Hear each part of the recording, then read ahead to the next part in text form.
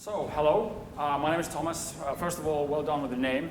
Most people don't get it correctly, so that's very well done. That's a good starting point.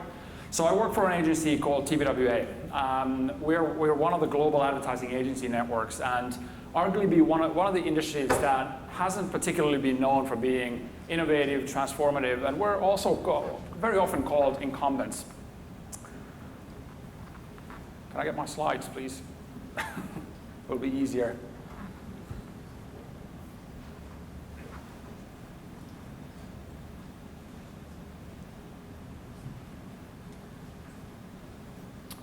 Here we go.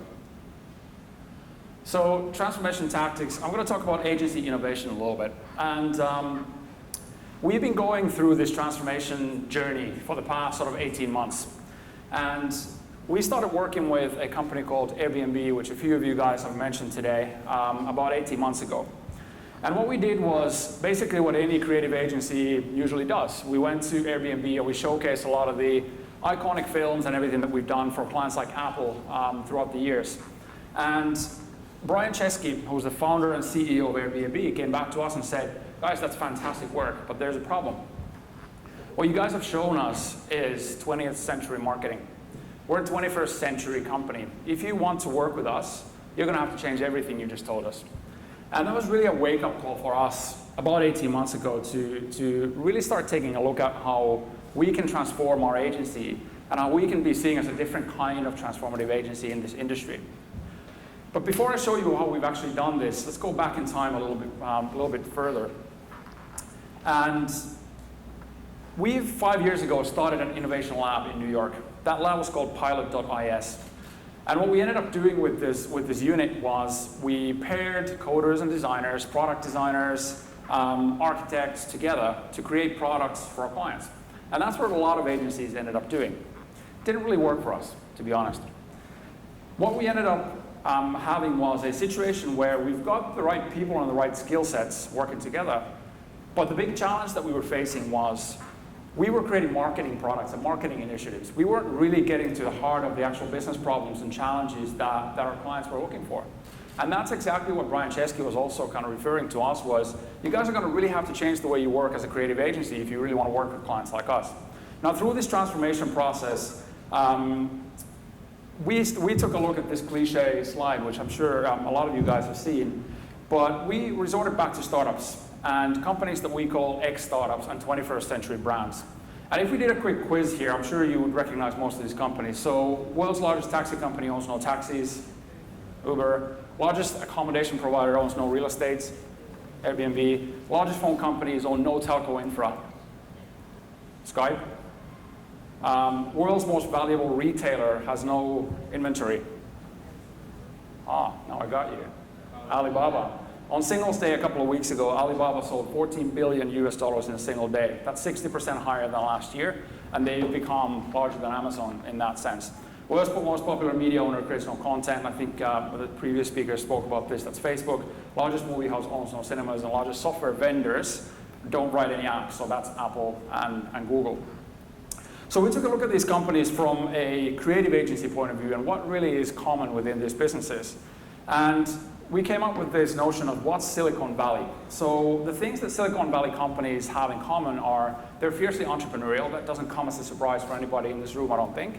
But they're inventing new economies. They're very product first in their thinking. So for a lot of these companies, product equals brands.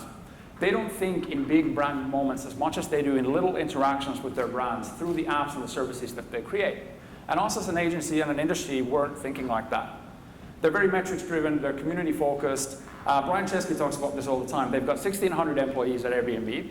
They've got 16 million hosts and 65 million people that use Airbnb services on an annual basis. He calls that Airbnb. He doesn't call just the employees the Airbnb. He calls the entire community that uses the services as their company. And what they talk about is they basically come out and say the only asset we have as a company is human hospitality. The technology is not that innovative. Anybody could have built that service really, but what they were able to do is really leverage on that really strong insight about human hospitality and build their business around that. But what's really interesting for us as an industry is that these are very fast turnaround companies. They're agile businesses that are not used to the old processes that creative agencies work around.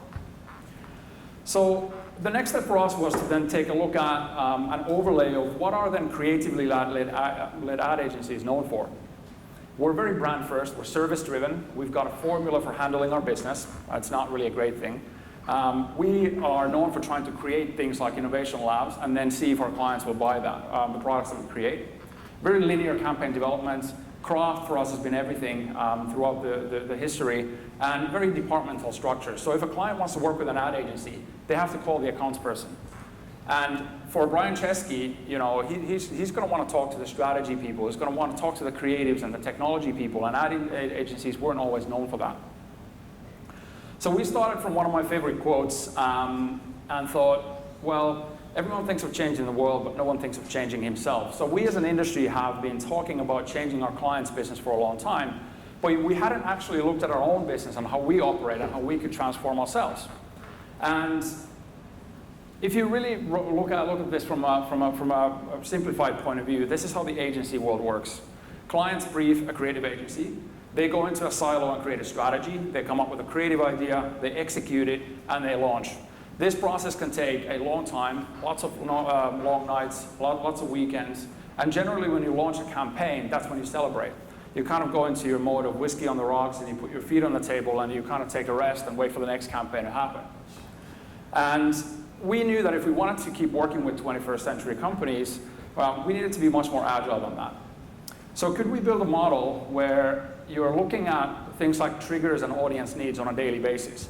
So rather than waiting for a business to come to an agency and brief you, let's put data, the modern sort of ad technology tools and social listening and monitoring tools that we all have access to at the heart of the creative agency. And keep in mind that I'm not talking about the digital side of our business. I'm talking about the heart of our creative agency business. Let's look at mining insights for our clients every single day.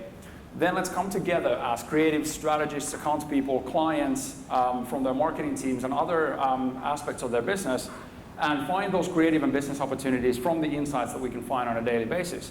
And then we'll tailor the creative and the channels and the offering to our clients. And this sort of approach that we've gone through has helped us start working with quite a few of these companies now.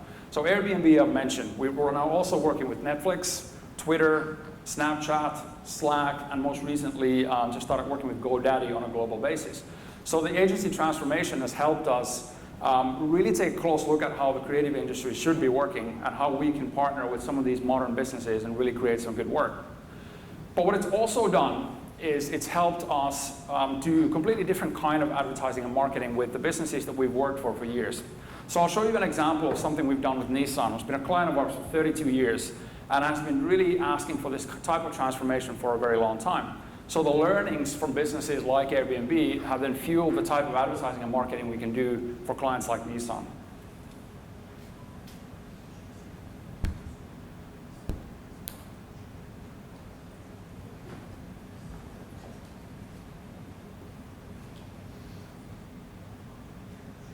Sorry, let's try to get the volume up a little bit.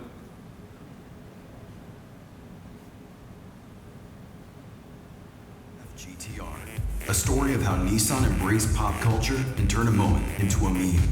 This is Deadmau5. Deadmau5 put a meme of a Pop-Tart cat that shoots rainbows out of its butt on his Ferrari and called it the Ferrari. Ferrari didn't like that, so they sent Deadmau5 a cease and desist letter. This pissed off Deadmau5 and a whole lot of other people. After all, the Ferrari was beloved and the internet made it an icon. But Nissan also has an icon. The GTR. Legendary for insane performance in any situation, this was the perfect moment for the GTR to make things right. With a single tweet, Nissan gave Deadmau5 and the internet something better than the Ferrari, a special edition GTR meant to be celebrated, not silenced. And people noticed. Deadmau5 named it the Oh My GTR. Then blogs noticed. Auto, to music, to tech, to lifestyle. Everyone loved it, but we weren't done. It just so happened Deadmau5 wanted to check out the OMF GTR. So the next day we shipped our editor-in-chief from New York to Las Vegas to hand-deliver a GTR, giving Deadmau5 and the internet exactly what they wanted. Word spread and the OMF GTR went from a single tweet to a cultural icon.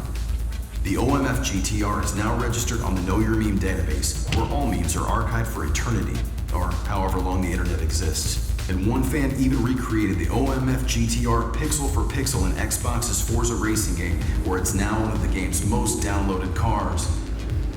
So, what's the value of a tweet?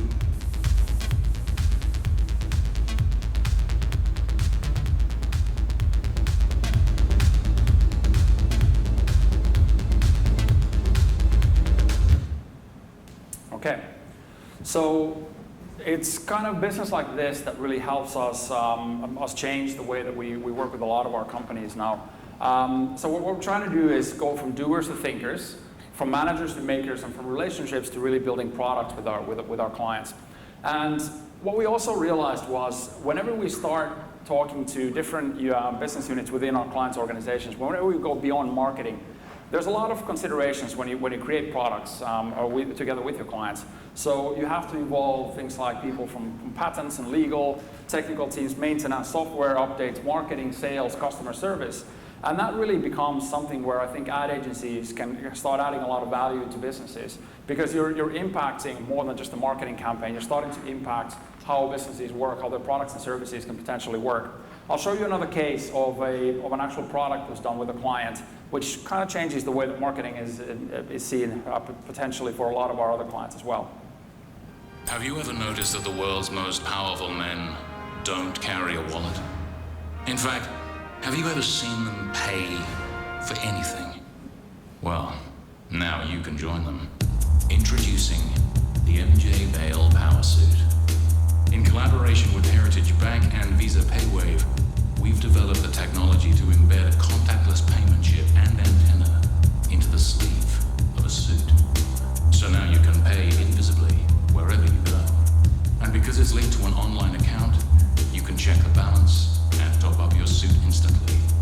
Once the suits were tailored, we began weaving our story into the media. What if you never had to carry your purse or wallet with you ever again? It's designed to relieve the wearer from having to carry a wallet, which would spoil the outline of this otherwise very schmick jacket. It's fantastic, this technology. And if you can trick somebody into doing the YMCA, you can get yourself a free car. And leaving a jacket somewhere though. Apply for the Visa debit using the application form on the suit bag. Very James Bond indeed. You got anything in most, please? Good one.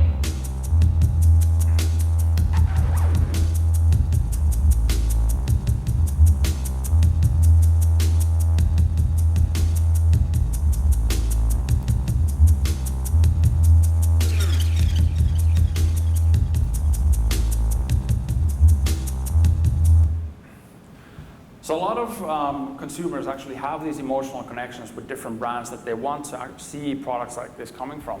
A lot of the wearable tech industry is coming from startups that don't have these established brands necessarily there yet. If you can put these wearable technology and innovation pieces into existing brands' products and services, by partnering with different units within our agencies and our clients, I think we can create some pretty powerful work.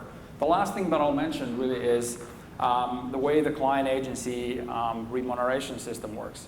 So with Airbnb, what we've partnered with is we've aligned our business objectives. So if Airbnb makes money, if somebody buys or rents from Airbnb's website, the agency gets paid. If people don't, the agency doesn't get paid. So if you align your business objectives exactly the same way, both parties are kind of working towards the same goals, which can be very, very powerful. And we're exploring doing this with all of the brands that we kind of partner with. So just to close, I just want to kind of highlight to everybody that if you look at innovation in a marketing sense, it's more than just tech. What we've done is we've disrupted the way the agency works completely. So we don't look at a linear process anymore. We look at a daily process of looking at data and what's happening around the cultures of our brands and how we can turn that into opportunities for business and marketing on a daily basis. And then when we do create products like the MJ Bale Power Suit, we're considering all of the different angles that when it comes to IP. So getting people from client organizations, from legal, from customer service, from products and everything involved in an early stage so that we can see how all the different angles are taken into consideration. And then finally changing the way that agencies are remunerated for the businesses that they help drive. And if we can drive towards those same KPIs, I think we can all be much more successful. Thank you.